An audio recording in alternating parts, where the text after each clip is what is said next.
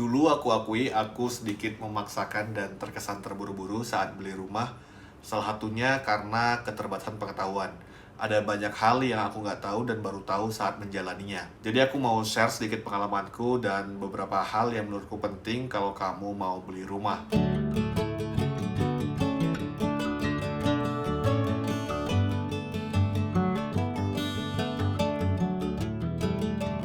Beli rumah itu nggak sama dengan beli mobil atau beli motor, ada banyak komponen biaya yang bisa jadi sebenarnya itu belum termasuk dari harga jual rumah itu. Jadi kalau kamu beli rumah, pastikan harga yang dipublish developer itu udah masuk biaya-biaya dan pajak-pajak atau belum. Jangan sampai nanti ketika kamu deal, kamu baru tahu ternyata harga itu belum termasuk BPHTB, biaya balik nama, dan biaya-biaya lainnya. Karena biaya-biaya itu cukup signifikan angkanya. Aku sendiri mengeluarkan hampir 18% dari harga rumah untuk biaya-biaya tersebut. Karena biaya ini cukup lumayan, aku akan sharing dan aku urutkan dari yang paling besar biayanya sampai yang paling murah. Yang pertama, PPN. PPN ini biasanya kalau kamu beli rumah baru dari developer.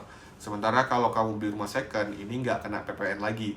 Dan umumnya harga yang dipublish developer itu kebanyakan udah include PPN. Yang kedua, BPHTB. BPHTB ini beragam banget, ada yang masukin ke harga rumah, ada yang enggak, dan ini harus dipastikan dulu berapa biayanya. Biaya BPHTB ini cukup besar, tergantung dari harga rumahnya. Contoh, diasumsikan harga rumah atau transaksinya itu 500 juta, berarti harga transaksi dikurangi objek pajak yang tidak kena pajak 60 juta, jadinya 440 juta.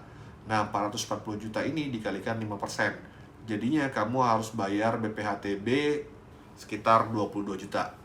Semakin tinggi harga rumahnya atau harga transaksinya, semakin tinggi pula nilai BPHTB-nya. Jadi pastikan saat kamu beli rumah, harganya udah ikut BPHTB atau belum. Yang ketiga, biaya AJB. Biaya AJB ini umumnya itu nggak masuk dari harga rumah. Berapa biayanya? Biaya untuk AJB biasanya 1% dari nilai transaksi kamu. Yang keempat, biaya balik nama. Nah, kalau kamu beli rumah kan sertifikat awalnya itu milik developer, kemudian harus dirubah namanya ke kamu pembelinya.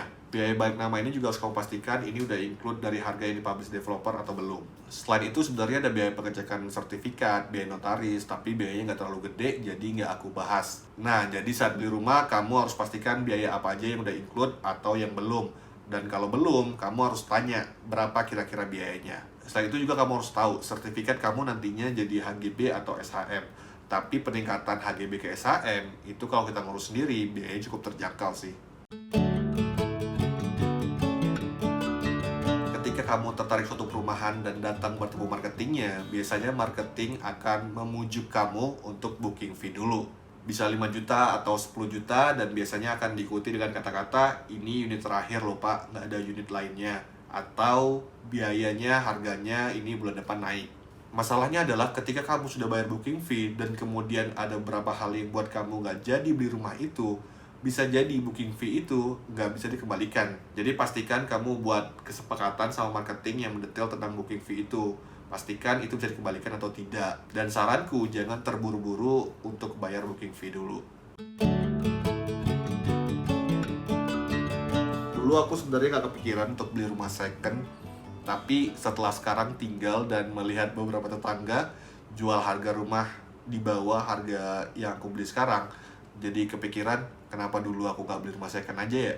Tapi memang untuk beli second itu jauh lebih ribet, kamu harus ngurus semuanya sendiri, mulai dari negosiasi, kemudian kalau mau KPR juga cari banknya sendiri, BPHTB bisa jadi kamu harus bayar sendiri, dan beberapa hal lainnya yang kita urus sendiri, dan kalau kita masih awam itu jadi PR banget. Nah, kalau rumah baru kan biasanya urusan administrasi itu udah diurusin sama developernya, dan dia juga udah kerjasama dengan beberapa bank, jadi kalau mau KPR gampang aja. Nah, selain tiga hal itu, sebenarnya di Indonesia ada beberapa paradigma yang buat orang-orang seperti aku, anak muda, kebanyakan orang itu cenderung memaksakan untuk beli rumah. Yang pertama, harga rumah tiap tahunnya naik dan kenaikan harga rumah tidak sebanding dengan kenaikan pendapatan. Yang kedua, rumah bisa jadi investasi loh. Dan yang ketiga, mending duit kontrakan kamu itu dipakai buat cicilan. Tapi seperti semua paradigma dan semua opini, ya harus kita uji. Cukup segini dulu videonya, pendapatku sangat boleh untuk berbeda dan tidak setuju. Jika ada kesalahan, mohon dikoreksi. Aku Adriansa, semoga bermanfaat.